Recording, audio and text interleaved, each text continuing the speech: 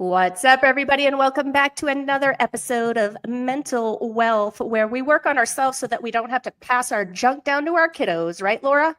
That is what we're doing today. They don't need that from us. They don't need that. We want to keep their baggage clean and light. Yeah. Everybody's got baggage, but we just want it light. We want carry-ons. We're trying to make sure they have carry-on baggage only. Yeah. Purses only, please. Yes. Because, I mean, let's talk about that real quick, because they're going to go through their own, things, their own obstacles through life, and they're going to probably accumulate some things in the bag, right? Mm-hmm. Yeah, for sure. None of us get out of this without, something coming up for us. We all experience adversity, right? Yeah. We don't need to pre-pack the bag. That's right. We don't need them carrying our bags in addition to their bags. And that's what happens. This generational trauma, we're really passing it down. We're anxious. They're anxious. We're, insecurely attached. They're insecurely attached. We are, experiencing like financial distress and, difficulty managing our budgets and difficulty managing our relationship with money. They have those same difficulties. We have difficult relationships with food. They have those same difficulties, right? We pass it down if we don't take a hold of it ourselves. Another thing I feel like we pass down or can pass down is how we react to situations that come up throughout life. Totally. Right? Like, are we knee-jerk reacting? Are we taking a step back and taking it all in and gaining clarity and then calculating our next move? Like, what do you see a lot of? Oh, goodness gracious. I see a lot of knee-jerk reacting, right? So I think of that as like emotional reactivity. And when we have emotional reactivity, we're not paying attention to the full scope and like the big picture surround, everything into context. We're just saying, this happened. I have to react to it right now. A lot of the time when we're reacting, we're trying to soothe ourselves. We think, I'll feel better if I do this thing. Right. And that's not like necessarily a conscious decision, right? Like, ooh, that hurt. Owie, I'm going to go hurt you just as bad. And then I'm going to feel better after. Like, we don't consciously think this. No, it's less of a thought process and more of like a automatic limbic system. I talk about the limbic system, the oldest and the most lizardy part of our brain, the most animalistic part of our brain that doesn't really use thoughts. It just uses stuff. So it's like emotion, reaction. Like it doesn't really, the thoughts kind of come from the top of our brain. So our limbic system is at the bottom near our brainstem.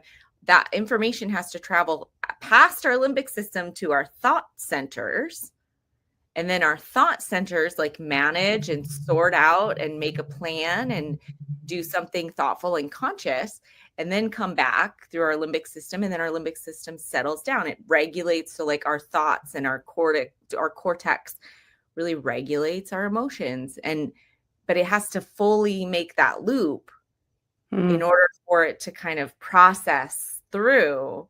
But when we're reactive, when we are hurt, when we are feeling threatened, and some of us more than others, when we feel threatened, we're like, pounce. We react fast without, it doesn't go through that loop. It just stays down in the limbic animal part of our brain and says, pain, hurt back.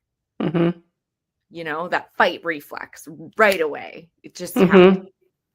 And that and thank you for that explanation. It feels like a ping pong ball when it's there to me, like, because depending on what kind of situation you're in, a lot of times having a knee-jerk negative reaction is going to then have a subsequent reaction from the other party or, you know, whatever is going on, right? So it just kind of like ping pongs back and forth. Yeah. Does that make sense? Like Yeah. and so Reactions have consequences. and you kind of just like live in that part of the cycle versus, like you said, completing that cycle. So I feel like a lot of my life I lived in that cycle, Laura. Because, you know, things happen. I consider myself to be a pretty nice person, but, you know, when things happen, I get angry. I've been angry in the past. I have had knee-jerk reactions that's just like, oh, yeah, you want to do that? I'll show you. You know what I mean? And I feel like a lot of, I've just wasted like a lot of my life kind of in that sort of ping pong part of the cycle because of constant reaction to hurt. Yeah. Yeah. When we get angry, we're kind of projecting our pain outward, right? We're saying, if I feel this way, someone else has to feel this way, right? Because anger is a response. It's not a core primary emotion. It's a response to pain. It's a response to embarrassment. It's a response to fear. It's a response to sadness. It's a response that is designed to cope and get us out of those feelings. That's interesting to me. I'd love to dive down into that just a little bit more so that I can understand, because I know like this is your thing, this is your gig, and yes, and I love how well you explain things, and it really just helps me to understand these really complex things. So thank you for your ability to break things down like that. But let's talk about kind of the specific reason that I wanted to have this chat with you. So like I mentioned, you know, I'm 46 years old, guys, like, you know, not getting any younger here. And for a lot of my life, I've lived in that sort of part of the cycle that I didn't get out of. When there was pain, there was reaction, caused more pain, then, you know, just kind of ping ponged back and forth. And recently I went through a breakup of a relationship, not my main relationship. I'm still married, guys, calm down. But it was a friendship / work relationship.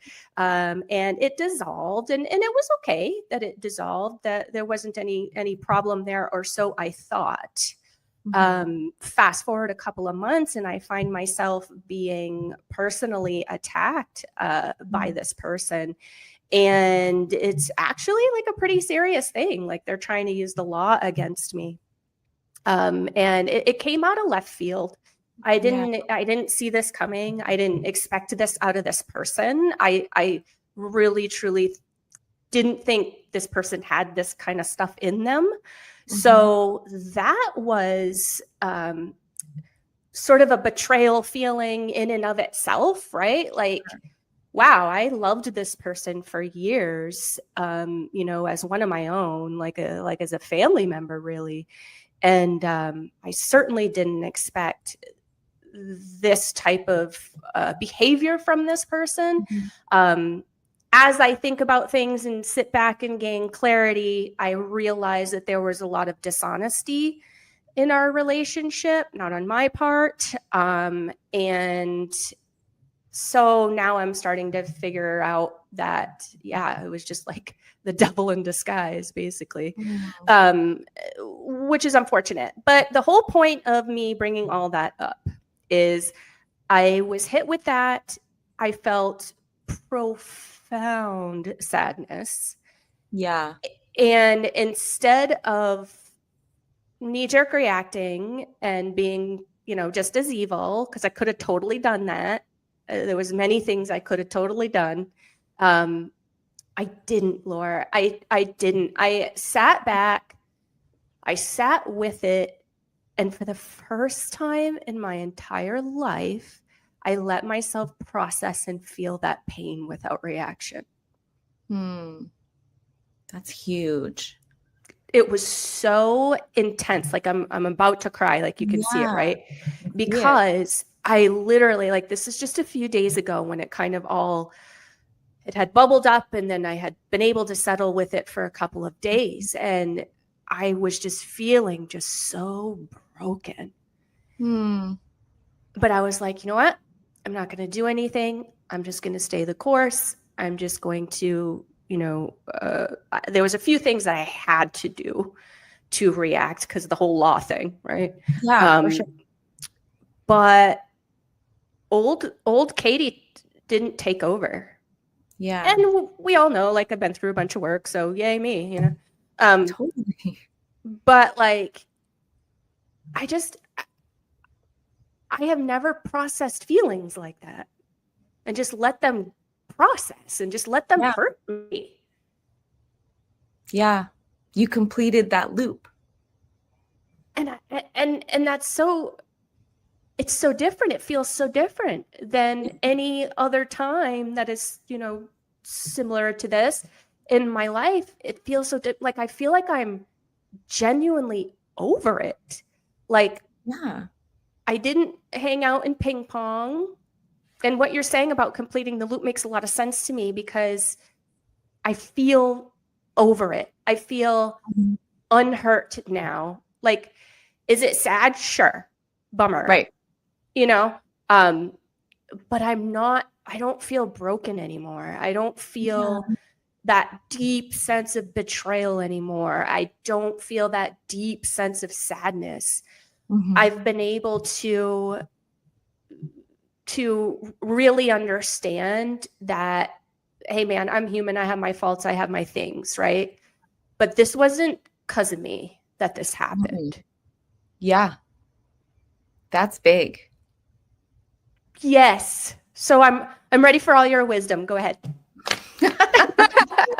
Well, what you're describing is is really what goes into the theory of adaptive information processing.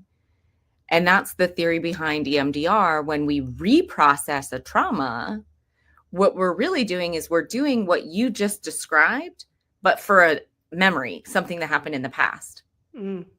What you described is processing an emotional event in real time. So the event happens, you have feelings, and like, I want to react, I want to do something, but I'm going to sort of ground myself, center myself in the present, recognize that I don't have to react right now. Like, let me see how this goes. Let me like use all of my access to my experience, my knowledge, my skills, my resources. I'm going to use all of those resources, and then I'm going to think. I'm going to engage my thinking brain. And when I engage my thinking brain, it then passes information back to my emotional center and says like, oh, okay, these are some of the things that I can do to resolve this. And this isn't about me being angry and getting revenge or retaliating. This is about me feeling hurt. And oh, by the way, I can tolerate being hurt.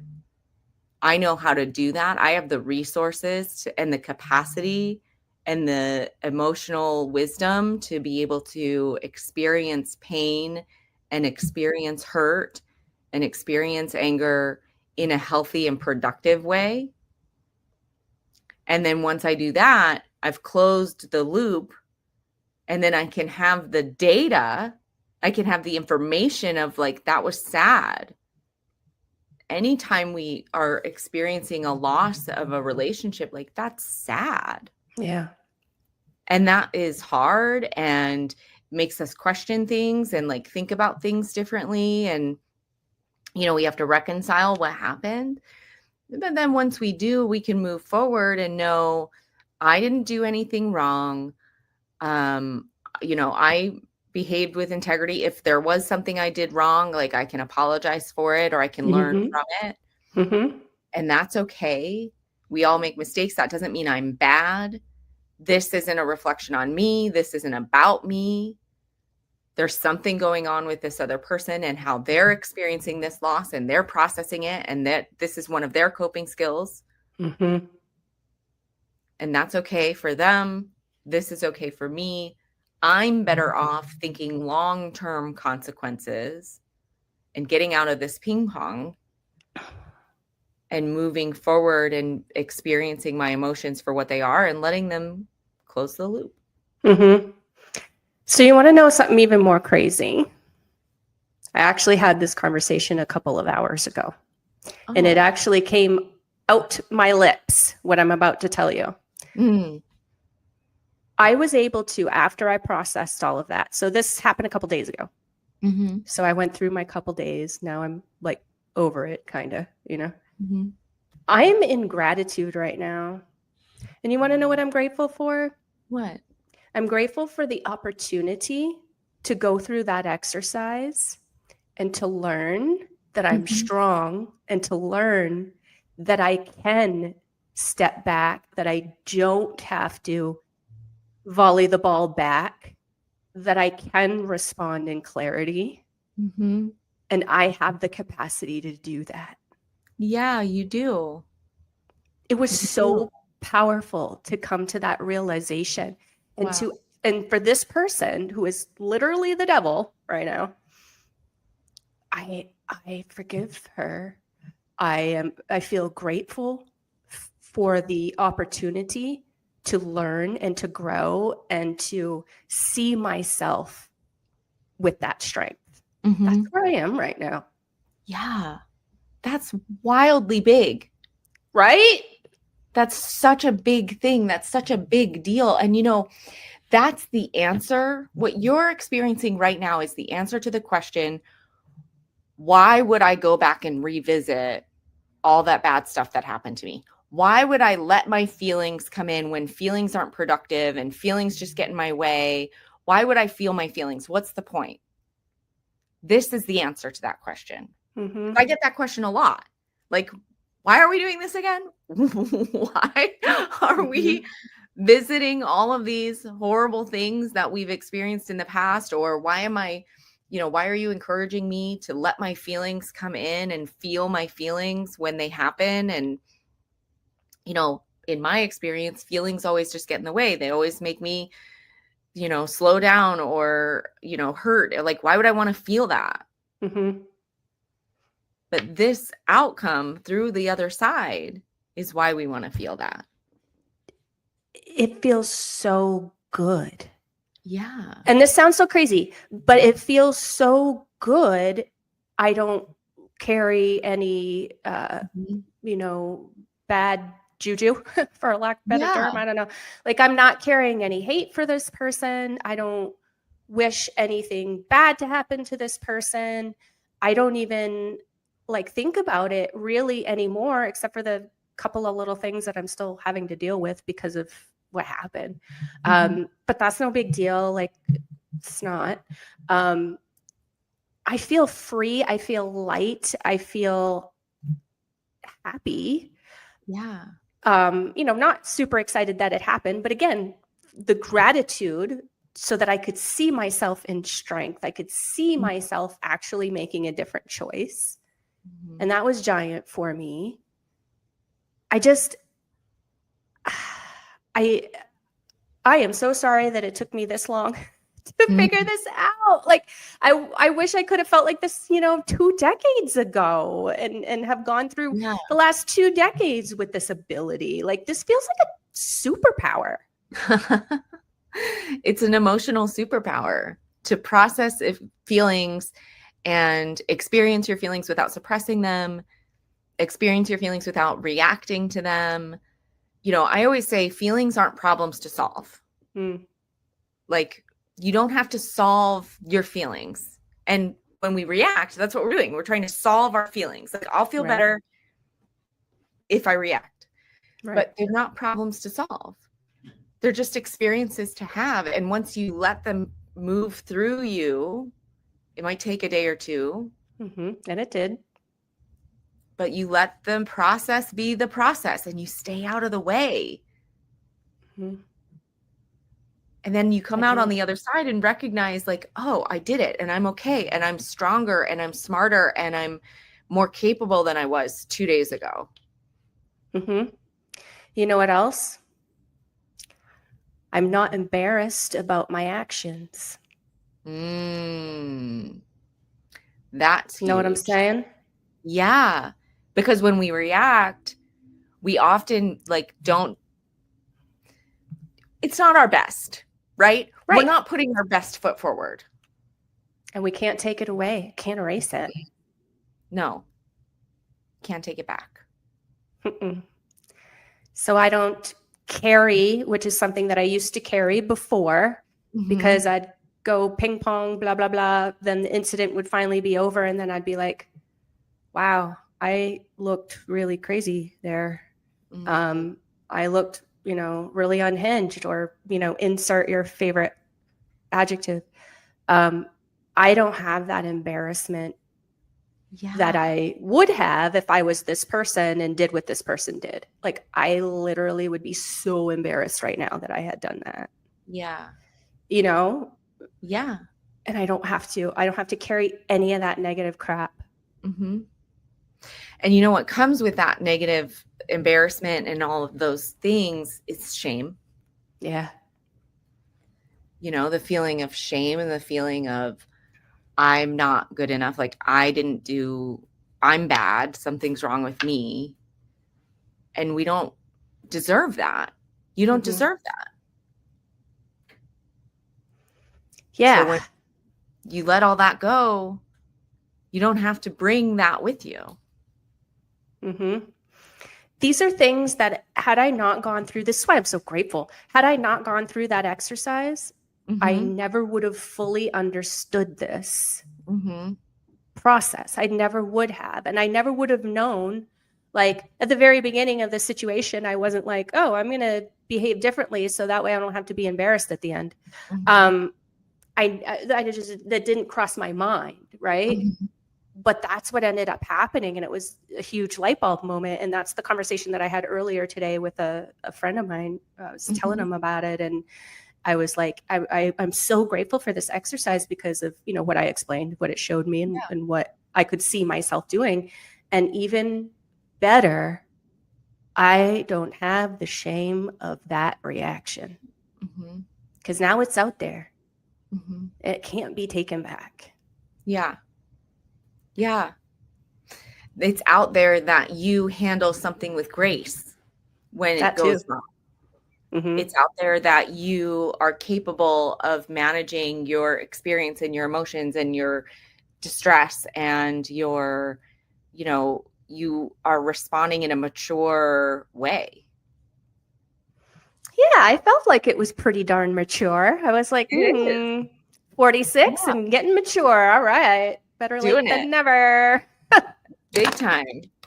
It's so important to remember that the more you do this, the better your skill set, the more like practice you have, the more automatic that becomes. And so when you are just starting out and you're just starting to learn how to tolerate emotional experiences, it takes a lot more work to do this. It does. Right? We have to slow way, way down. We have to put in a great deal of time and effort into not reacting. And it takes a week and a half to get over it. Right? But then over time and practice, that stuff becomes habit. And then we realize, oh, I don't need to do that. This worked out last time. I don't have to put all this effort in. I can just let it go.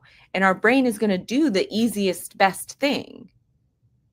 Once it learns that that's the easiest, best thing, it's going to start to automate that. I love our brains. I know. Our brains are so remarkable. They're so smart. Truly, truly. Something else that I realized is I had to be comfortable with profound sadness. Right. And I never was before, but I also never gave myself the opportunity like I did this time around. Because I was in reaction. Sadness? Exactly. Why would I feel sadness when I can just react? And then I can feel vindicated and self-righteous, and I can feel better. Yeah. Why would But the funny thing about that is, when has that ever worked out for you? Right. Like I was thinking about that. This is actually something I've been thinking about since the incident happened, is when in my life did reacting out of, spite, we'll call it, ever work? Right. Like long Has it term. ever? Yeah. Has it ever solved anybody's problems that have ever walked into your office? Like, Not give us usually. one success story, Laura. I don't have any. I don't have any, because what it usually does is it sends us in a shame spiral. Mm-hmm. And it keeps us in the distraction from the feeling. It keeps the feeling away, the distraction's present, the distraction's automated. So this cycle keeps going because that's what you've taught your brain is the easiest, best way. Because you haven't done the harder thing yet. Mm-hmm. And it's only harder for a little while. But we think it's going to be harder permanently. So nobody ever comes out on the other side feeling like this was the right way to handle it for me. Right. The right way for my growth and personal well-being. Because it's not. Mm-mm. It's not good for you to be in a shame spiral, in a spite, ping pong match, in a, filled with negative emotional reactions constantly. That's not good for us. That doesn't help our wellness. That doesn't feed our soul. Right. Doesn't lead to fulfillment. It leads to more anger. Well, and that's sort of my next question is, when those feelings don't get processed real time and they get shoved down deep because you're in the ping pong situation, where do those feelings go?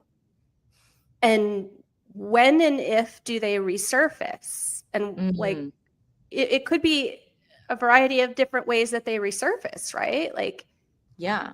can we talk about that a little bit? Yeah. Well, what they do is they attach to a network in your brain that contains similar information. So they get sorted, right? They get sorted just like everything else. And basically they get sorted with the other stuff that feels like that. So it just adds to your bag of evidence that the world is out to get you, and that everything is bad, and that everyone is an enemy, and I have to every man for myself, and I have to fight. So it just goes there in that pile of other things that feel this way. And then those things get activated and triggered when something reminds us of them. So when we see someone similar, when we watch a show that has a similar experience, in the TV show or whatever, when a friend of ours tells us a similar story, when something remotely similar happens in our life again, like maybe it's, and when I say similar, I mean similar to any aspect of this event. Similar in like maybe the person looks like them, similar in maybe it's around the same time of year, similar in maybe it's like someone said the same words, like a sentence was the same and you heard that sentence again and then that stuff popped back up. Maybe a tone, maybe a look on someone's face, maybe a feeling that I had when I have a similar feeling. That stuff's ready and waiting, ready to be like, see, you have to do this again. This is why, because this keeps happening and you have to keep going and you have to keep fighting and this is never going to stop. And it just reinforces itself. So it's just in this like reinforcement cycle of reactivating those old feelings. Same reaction happens, right? Like this is all underneath our conscious awareness. This is all happening in the back. This is where it's in the back of our brain. It's not in the front, in our the top, in the front where we do our best thinking. It's not. So it's not on screen. It's in the processing chip, basically. Yeah, that's right. That's right. That's a great way to. I'm going to use that. Yeah, it's in the chip. It's in the processing. It's not something that you can see in the foreground.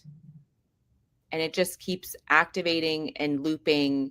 And then you feel the feeling. You do the thing.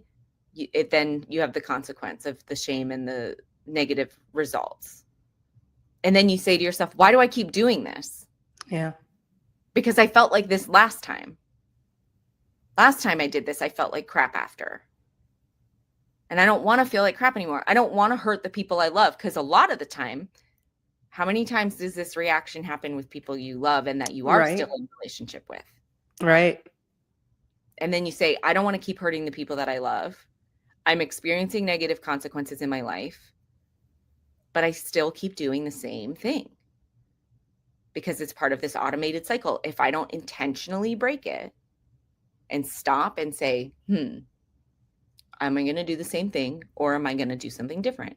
Something different means I have to feel my feelings. Mm-hmm.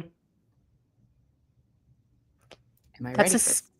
Right. That's a scary, scary part. And I mean, I'm sure I'm not the only one that feels this way. Like, I'm sure that's pretty common, right?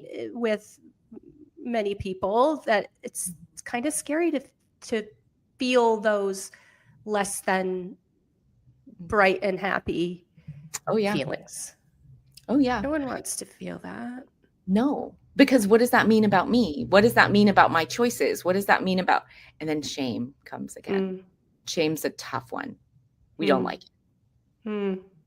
Shame is so icky that we will do almost anything not to feel it. But it colors our whole view of the world when we have a lot of it. Dictates everything we do. It keeps us from telling, keeps us from saying something when we need to say something, when we need to speak up. It keeps us from feeling our other feelings that we have. It keeps us from knowing the truth about ourselves and the people around us. It keeps us from the present reality, really. It keeps us stuck in the past. Yeah, that makes a lot of sense. And I mean, I just, and maybe I'll have to report back like in a couple of weeks or something like that. And, a longitudinal study. Yeah. Cause like, this was kind of fresh. Like it just happened, within the last week or so. So I do feel that though, that this, like you mentioned, is the time for me when I broke that cycle. Like this is, round one of the cycle breaking. And and is it going to be just as difficult the next time around? I don't know. Like, I don't know, but I've gotten really good at, this is something that we talked about several episodes ago. I've gotten really good at figuring out my triggers and at least recognizing, ooh, that was a spicy feeling. That was a trigger right there. Let's take a moment and trace it, right? So where's that coming from? And that's how I was able to realize what was happening and stop the autopilot. Because my whole being was going into autopilot. Yeah, we automate those processes because it saves it conserves energy, right? It conserves cognitive overhead. Like cognitive overhead is expensive. Our brain is expensive economically in our body. It takes a lot of energy. It takes a lot of work to maintain all of the stuff that we're doing all the time, especially when we're somebody like you who is doing a lot. Yeah.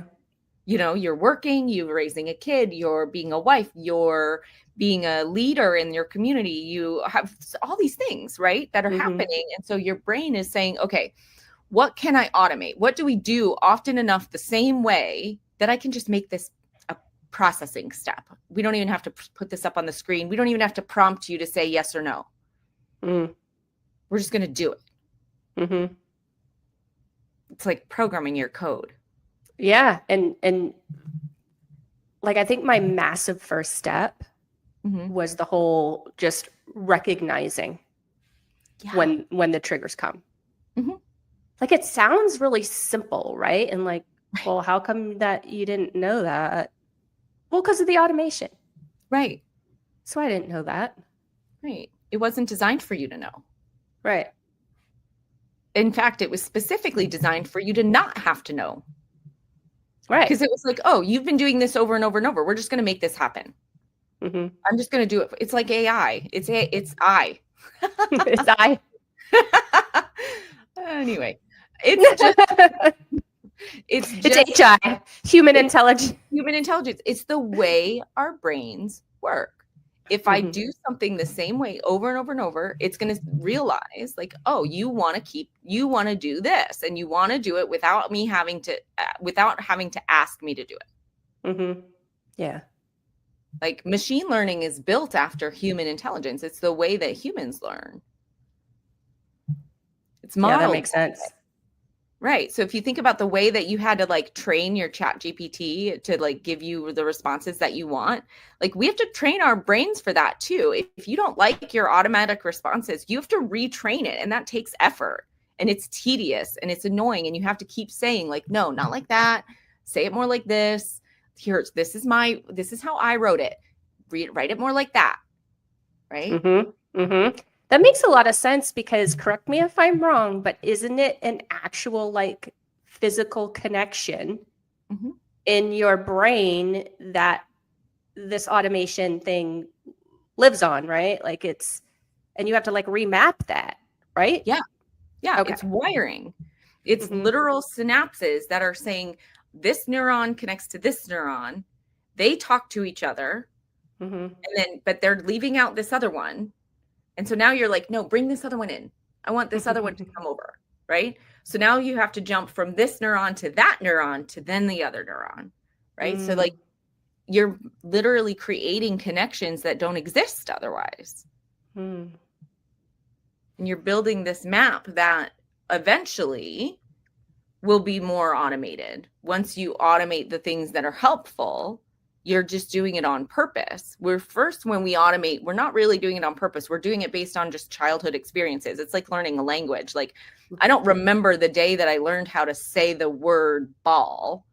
I just figured out one day that the sounds that I'm making with my mouth mean the thing that I see with my eyes. Right. And I'm getting positive feedback about that. So like that must be ball. Right? So like I'm not on purpose learning a language. I'm just picking it up. Right. Just like my dogs know that when my phone alarm goes off in the morning, where do we go? We go to the back door. Out to go potty. Yeah. We go out to go potty. So they think, I think it means wake up. They think it means go potty. Yeah. Yeah. Yeah. Right. And it means both. But I didn't explain that to them. It's just what we did. They learned it. Yeah. They learned it. Repetition does that, right? Yeah.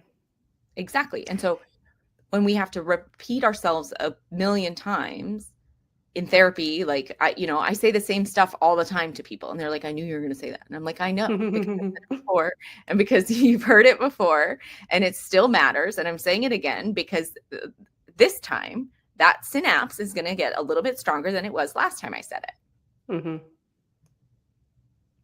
It makes a lot of sense. I love deep diving into this kind of stuff with you, because I know that it's helpful for our audience out there. I get the messages, guys. Thank you. I get the comments. So I know that it's very, very helpful for others. It is exceptionally helpful for me. So thank you for being the wonderful friend that you are. I appreciate and value you so much. Thank you for being here each and every month. Is there anything else before we wrap up this conversation that you'd like to share? I mean, I think we dove pretty deep. And again, I appreciate you entertaining this conversation, because it is so real time for me right now. And there was a lot that I learned from it. So I really have enjoyed talking about it. So thank you for that. Yeah, absolutely. The only thing that I would add is, if this is happening for us, when we model it, that is what our kids see, right? We don't have to explain all the time to our kids. Like they see us either responding or reacting. They see us experiencing our emotions or suppressing them. They witness this and they model after it, right? Like when we taught them how to speak, they didn't know they were learning a language. When we teach them how to emote and process their emotions, they don't know that that's what they're learning, but that's what they're learning from us. So the more we do it in front of them, the more they absorb that too. That is huge. And I'm so glad that you said that, because it's been fall break. Mm. And so my son was present through some of this. Mhm. And, he mostly saw me sad, and he's like, gee, Mom, what's wrong? And Mhm. so I shared it with him in age appropriate language. Sure. But, and I was just like, and she chose to do that. And here's what I'm going to do. And I just kind of, it obviously wasn't the same, response that I got from her, or it wasn't the same action that I got from her. It was very, very different. And I did explain it to him though. And I was like, and so, Mom's just going to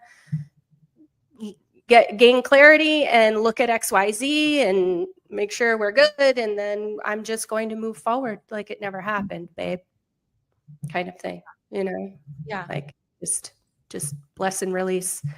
Mhm. And he's like, okay, that's cool. And, went along Yeah. his merry way, because, it's all the same to him. But, Sure. but I did feel like that was an opportunity for him to learn, even though he didn't know he was learning. Right. And if it was the other way, and if I was, being equally as devilish, then he would have seen that too. Mm-hmm. And that would have been some baggage for him to put into his carry-on that we don't want him to have from me. Mm-hmm. Yeah, that's right. If you are saying, when this hard thing happened, I'm going to take a step back and make sure that I'm using a clear head to determine how I'm going to go forward. Mm-hmm. You're teaching him, when a hard thing happens, we step back, we have a clear head, and we move forward. Mm-hmm. Yeah. Yeah. And we feel sad, and that's okay. Mm-hmm. Because sadness is not bad. It just hurts a little, and then we move on. Or it hurts a lot, and then we move on. Absolutely. I love that. Thank you for saying that, because you honestly gave me another little piece to add to my gratitude bucket about the whole thing, because it gave me an opportunity to teach my child. Yeah. So yay her for doing her thing, because look at all the stuff I learned. Yeah. I love that. And that's the best that we can do. We're living, right? We're living our life through learning and fulfillment and teaching and growing and experiencing gratitude. And we feel better. Gratitude is such a better feeling than shame. Oh, 100%. I am so much better off in this space than in the space I probably would have been in right now had I taken a different route. Yeah, for sure. I'm so much better here. Yeah. Well, thank you All right, so much my friend. for sharing the story and being vulnerable. Of course. It's been a journey. And and thank you too, again, for being willing to talk through it with me. It's always cool to learn, kind of your take, the expert's take. It's always awesome to know that piece of it. So, all right, friends, if you want to check out any of our previous episodes, hop on over to our YouTube channel. It is at Mom Nation USA. That's our handle. Scroll down just a little ways. You will see the bright yellow playlist, and that is our mental wealth playlist. You will see episodes. Forget Netflix, guys. You can binge on our episodes for days and days. We have that many. If you prefer podcast style, actually YouTube now offers podcasts. So up at the top of our YouTube channel, you will see a link to our mental wealth podcast, which is just mental wealth. Or you can hop on over to your favorite podcast platform, do a quick search for Mom Nation Talk Radio. There you will find all of our shows, all of our episodes in one. Like, download, notify, all the things, or click the bell to notify. I just went way too fast through that. And you will never miss an episode. We'll see you next time. Thanks, Laura. All right. Thank you. Bye. Feeling overwhelmed or stuck in patterns you don't understand? Meet Laura Olivieri Wood, licensed counselor, board-approved clinical supervisor, and founder of Benevieri. Benevieri offers specialized care using a proven model that bridges generational gaps with plans tailored just for you. Laura Wood offers a free mini course where you'll discover how your brain processes life and learn 3 simple ways to reset when it all feels like too much. Your past doesn't define you. Let's unlock the future together. Connect with Laura Wood today.